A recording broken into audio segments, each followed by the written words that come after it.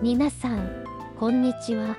ご視聴ありがとうございます。この本を読むだけで、あなたの意思決定が変わります。意思決定をするとき、迷ったり不安に感じたりすることは、誰でもありますよね。でも、その瞬間の判断こそが、あなたの未来を大きく変える可能性を秘めています。今回ご紹介する本、パーフェクトな意思決定、決める瞬間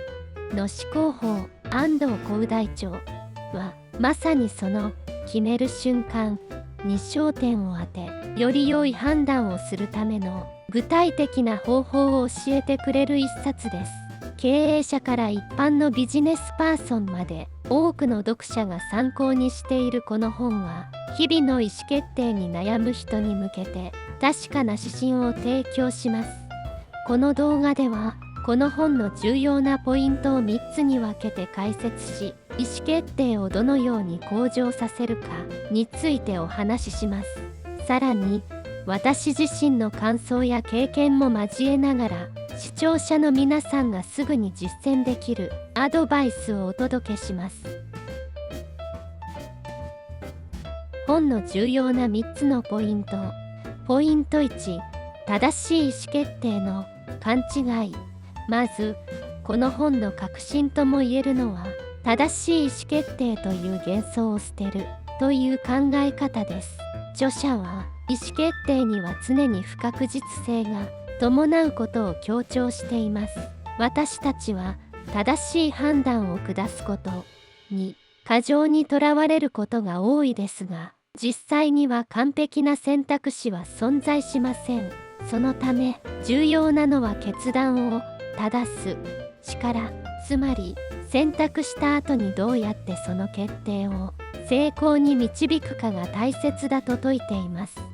例えば、ビジネスの場面では迅速な判断が求められることが多いですが、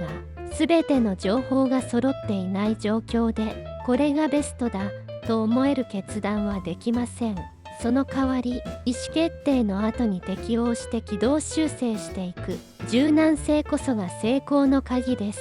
この部分を読んだ時、私自身も完璧を目指さず、行動してから調整するという姿勢が実生活での意思決定でも非常に重要だと感じました。完璧さにこだわることでかえって動けなくなってしまうことがあると気づかされました。著者が言うように、意思決定後に正しい選択にする姿勢が本当の意味での成功を導くのだと思います。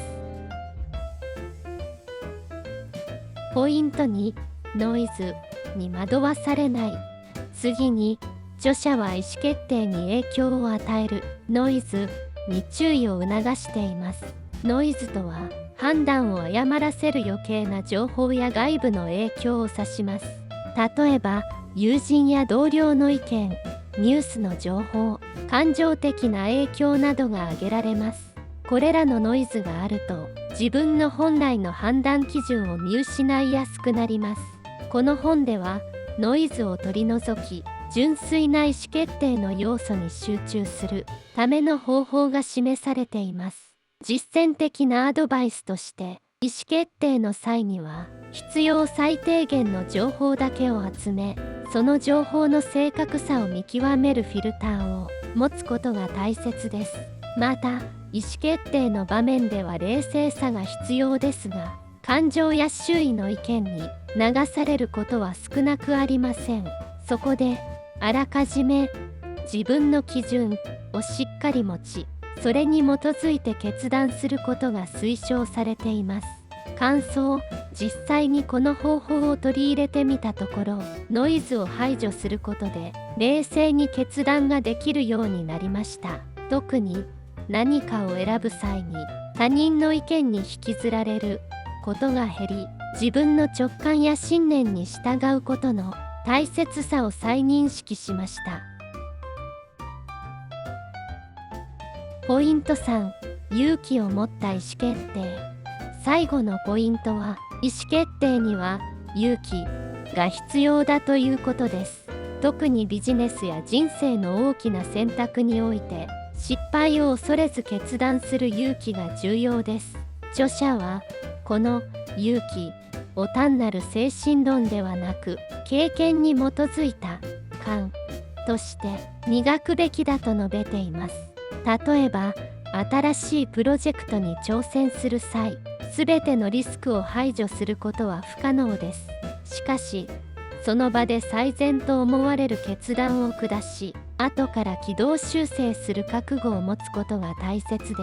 意思決定をすることで、たとえそれが間違っていたとしても、経験を通して学び時の成功につなげることができるという考え方です。私も挑戦の機会に直面するたびに、この部分を思い出しています。リスクを恐れずに決断をすること自体が成功への一歩であることを改めて感じました。著者が強調する勇気を持つことは実生活でも多くの場面で生かされると感じました。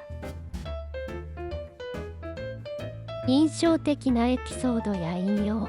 パーフェクトな意思決定の中で特に印象的だったのは、意思決定は間違えることを前提にしろというメッセージです。著者はビジネスの現場でよくある正しい意思決定をしなければならないというプレッシャーに対して、そもそも人は間違える生き物だと指摘します。そのため意思決定において最も重要なのは、決断の後にどれだけ修正を加えられるか、つまりどれだけ柔軟に対応できるかということです。この考え方は従来の失敗しないための決断を求めるアプローチとは全く異なります。さらに著者は自身が経営者として何度も難しい決断を下してきた経験から、決定を下す際にあえて不完全な情報の中でリスクを取る勇気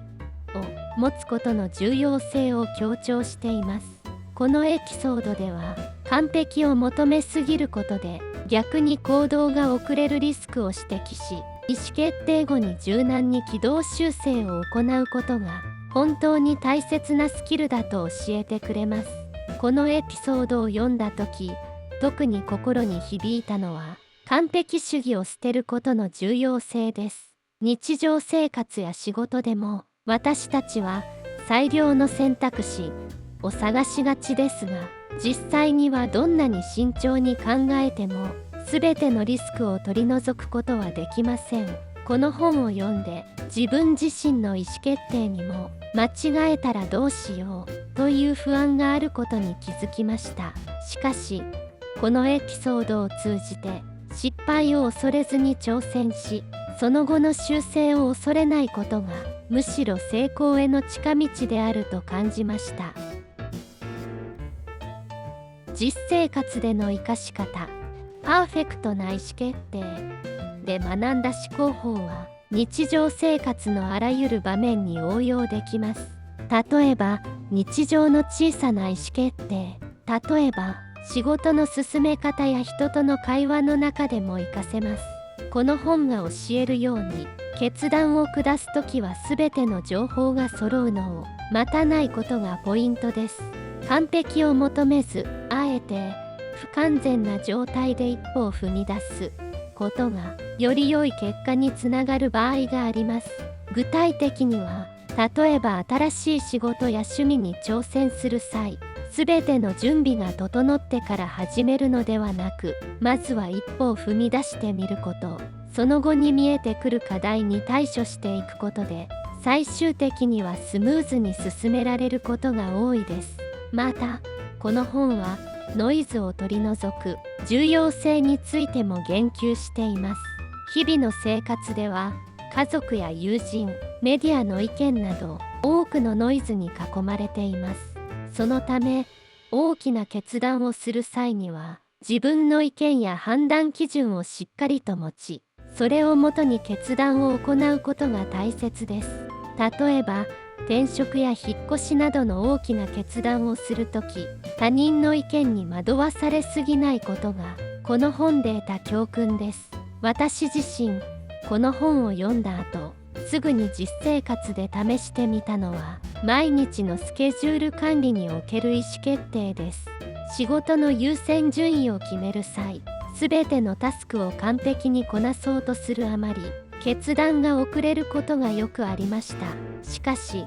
この本を読んでからは、完璧さよりもスピード感を大事にし、まずは小さな決断を素早く行うように意識しました。その結果、仕事の効率が格段に上がり、より大きなプロジェクトに取り組む時間も生まれました。まとめです。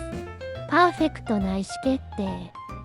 は、意思決定に悩むすべてのビジネスパーソンやリーダーにとって強力なツールとなる一冊です。著者が強調する意思決定の柔軟性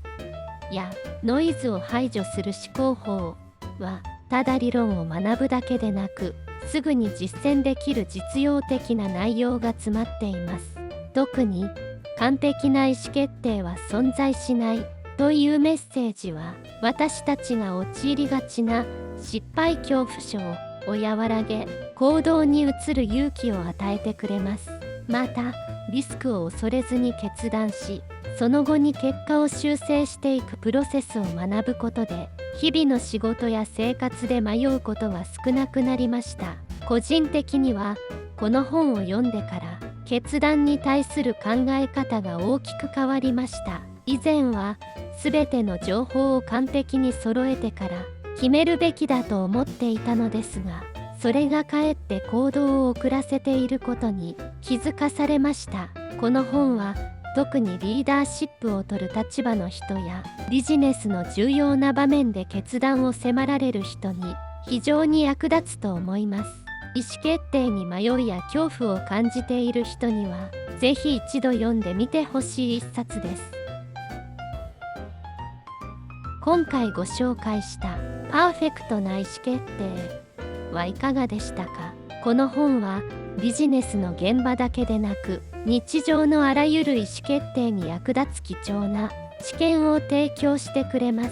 もしこの本をすでに読んだ方がいれば、ぜひコメント欄で感想をシェアしてください。また、まだ読んでいない方も、今回の内容が参考になったと思われたら、ぜひ一度手に取ってみてください。